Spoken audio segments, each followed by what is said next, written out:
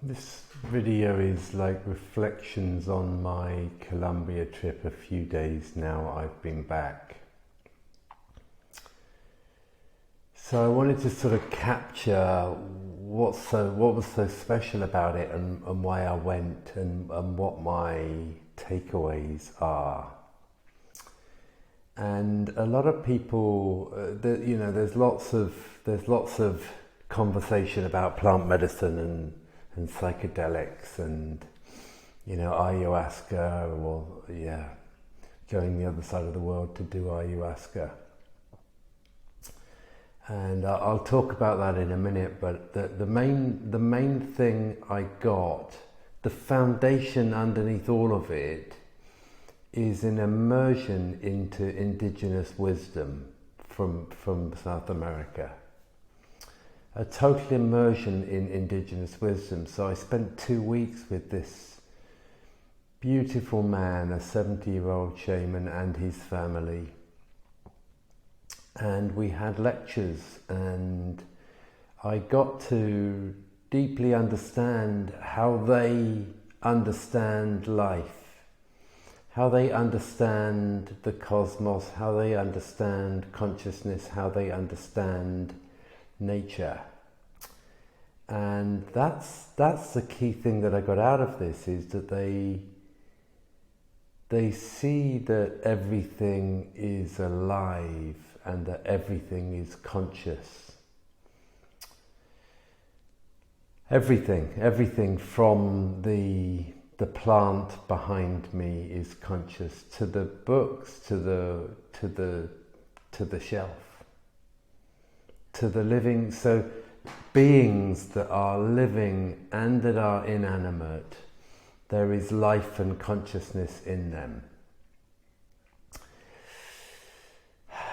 So they and they talk about spirit, right? The spirit of the plant, the spirit of the person, the spirit of the dog, the spirit of the spider.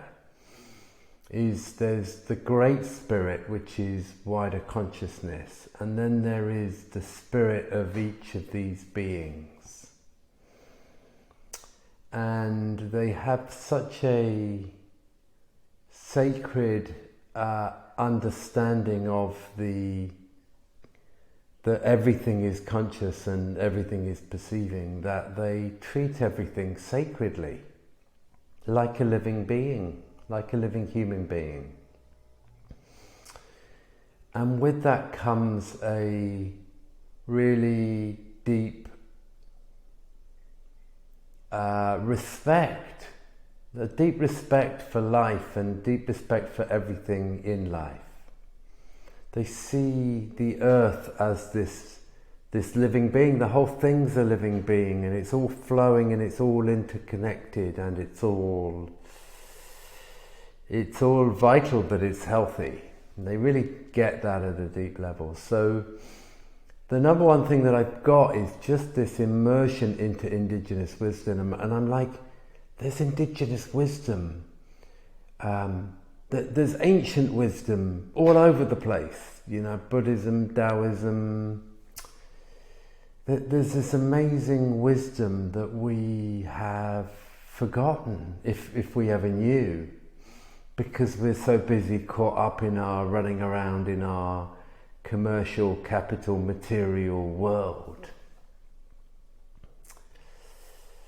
There's certain elements of this trip that were so powerful with that construct as a background. So stopping entirely and not doing any work, not doing anything for a couple of weeks, like switching it all off, switching all of the noise off, even like the thinking about my partner, or the thinking about my son, or the thinking about, just stopped. And that is really, really powerful, to stop in life and to not be thinking about the normal life was amazing. And so part of this journey got a massive appreciation for nature, as I just said, and also for community, living in community. And I've come back and I live in a concrete structure with 4 walls, with hardly any interaction with others, just my dear ones. And most of the time I'm just in this concrete block. And so we work really hard to make really lots of money so we can have a big concrete block living all on our own. And our community, if we've got community, is kind of in the village that we might bump into, occasionally, etc. And I really got the power and the beauty of living with people, waking up with people, having space, having space, but having lots of time for connection and knowing people. And yeah, that's another thing that's really hit me. And then, of course, there's the ceremonies and the plant medicine, the ayahuasca and the yopo.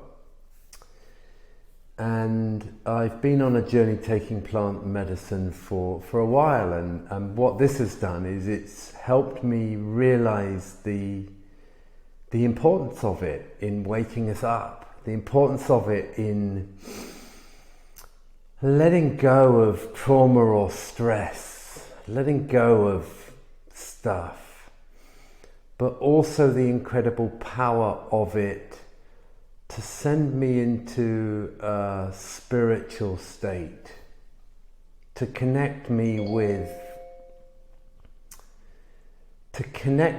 something way deeper than myself, with the divine, to feel spirit.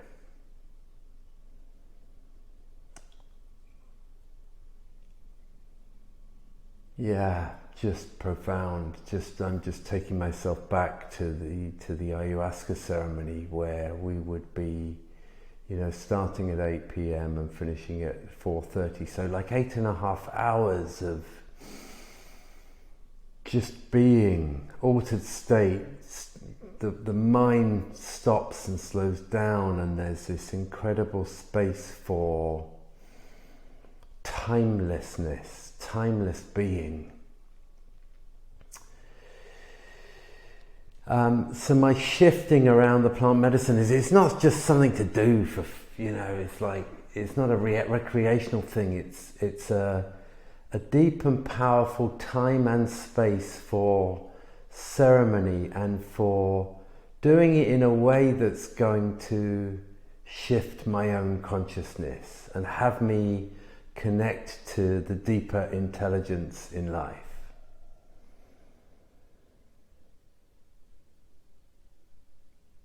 Yeah, the other thing that I really did whilst I was away, so I certainly got more deeply connected to spirit, to nature, to life.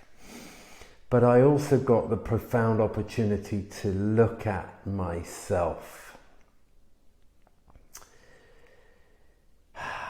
I got the opportunity to look at my impatience. I got the opportunity to look at how I judge and how I can be intolerant. I got the opportunity to look at the stories that I carry around with myself. Pressure to be someone, or pressure to look after people, or worrying about what other people think. And yeah, I really got to sit at and release some of the elements of Martin that are holding me back.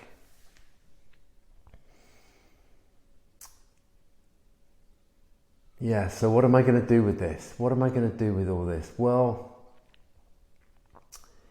now I'm back. What's going to be the lasting impact? Well, I for sure am going to do more plant medicine ceremonies. I see it as a powerful part of my ongoing evolution.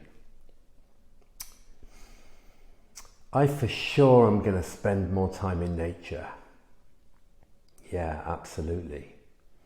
More time wild camping, more time just being out in nature, more time walking. I for sure am going to explore and connect with the Druids and the pagans of my land in the UK, because I get now that really their worshipping of the land is just our version here of what Kahuyali is doing over there.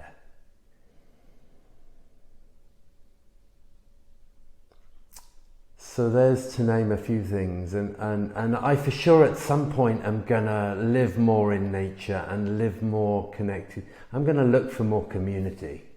That's the other thing I'm gonna do. I'm gonna spend more time each day, or some time each day, having quiet space, and I'm going to access Great Spirit. So I realized that Great Spirit, I'm just using his Kahuyali's language, I realized Great Spirit is available to me now to seek advice from, actually. So I'm gonna have some more quiet time each day, and ask the advice of Great Spirit. And I'm hoping that some of my shackles have been released. I'm hoping I'm going to be more patient, more calm, have more quiet, judge less, be more loving.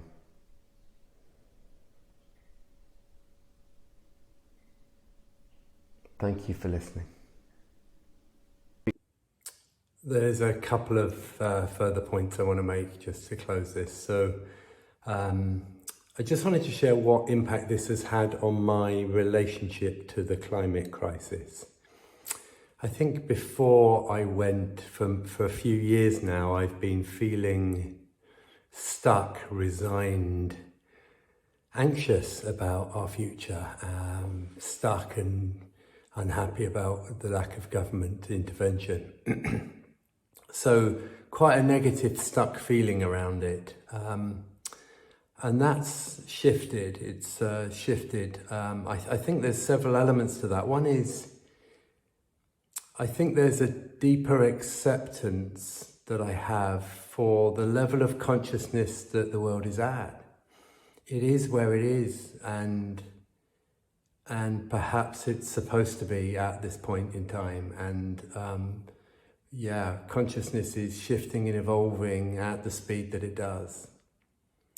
So there's acceptance for that. There's a greater, continue to want to be cautious about, my own environmental footprint, of course. But I think the love of nature and the worship, the sort of ceremonial appreciation of nature means that I have developed more of a sacred appreciation for every moment and everything. So there's a warmer, more positive energy that creates. And I see that my role is to vibrate at a higher frequency in this world. And whatever I'm doing is to vibrate from that level, not from a level of fear. So I will continue to protest and be involved in some forms of activism. But I'm going to do that in an entirely different way. So the last thing I wanted to share is, you might be listening to this because you've been on a journey with psychedelics. Or you might want to be listening to this because you haven't, but you're kind of interested.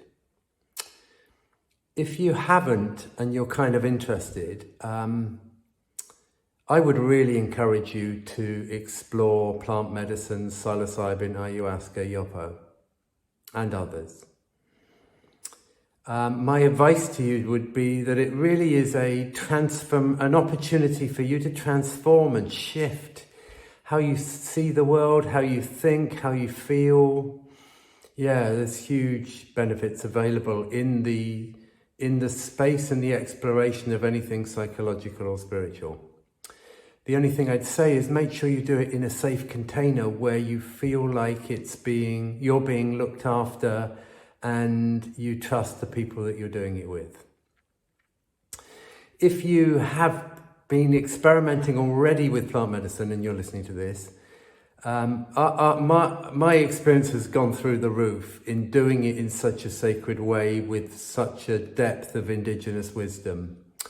And I would invite you to make sure that when you're doing it, you'll do it, continue to do it however you want, of course, but if you can find some places where it's embedded with indigenous wisdom, it feels to me like that takes the experience to a whole nother level.